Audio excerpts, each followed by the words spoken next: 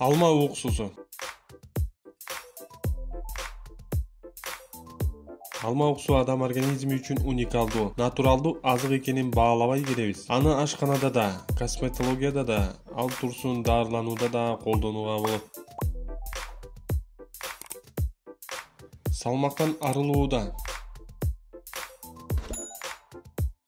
1 стакан жылуу сууга 1 аш кашык алма уксусун кошуп, ач карын ичүү ашказанынын иштешин жакшыртып, ашыкча салмактан арылтат. Bir күндө 3 маал ичип туруу керек.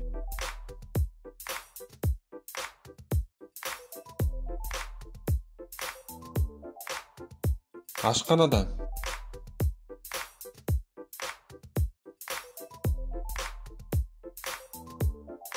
алма уксусунун жардамы менен жашылча жемиштерди таза жууса болот.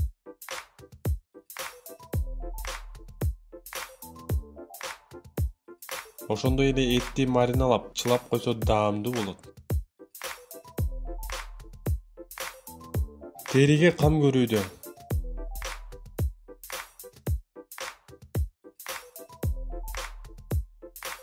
Алма уксусу териге түшкөн буручтарга каршы натыйжалуу каражат. Аны менен бирге теридеги грибок жараларга пайдасы зор.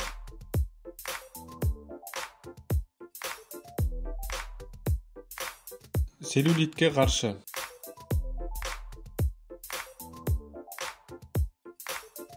Төрөгөндөн кийин теринин ар кандай чоюлган жерлерин, целлюлиттерди алма уксусу менен сүртсө терини тартып, жылмакай кылат. Чарчоону жазууда. Дене чарчап турганда 1 чоң стакан муздак сууга 2 аш кашык алма уксусун кошуп, денеге толук сүрсө чарчоону жазат.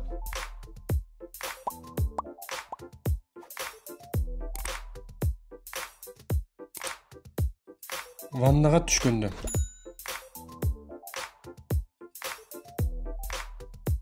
Ванна кабыл алганда сууга алма уксусун кошсо денени эс алдырат. Буттагы ооруну жазат. Ал үчүн алаканга алма уксусун куюп, бутка сүртүү керек.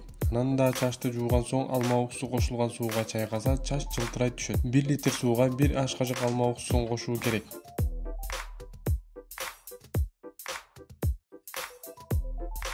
Организмди чыңдоодо.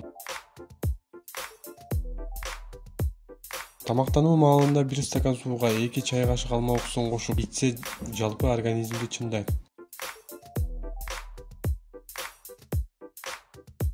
Ангинаны дарылоодо.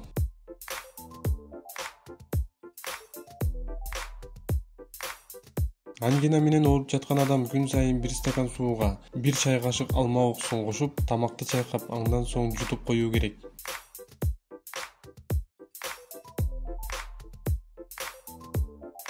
Бөйрөккө суук тийгенде. Бөйрөккө суук тийген учурда 1 стакан суу менен 2 чай кашык алма уксусунун кошулмасын күн сайын ичип жүрүү керек. Баш оорууда.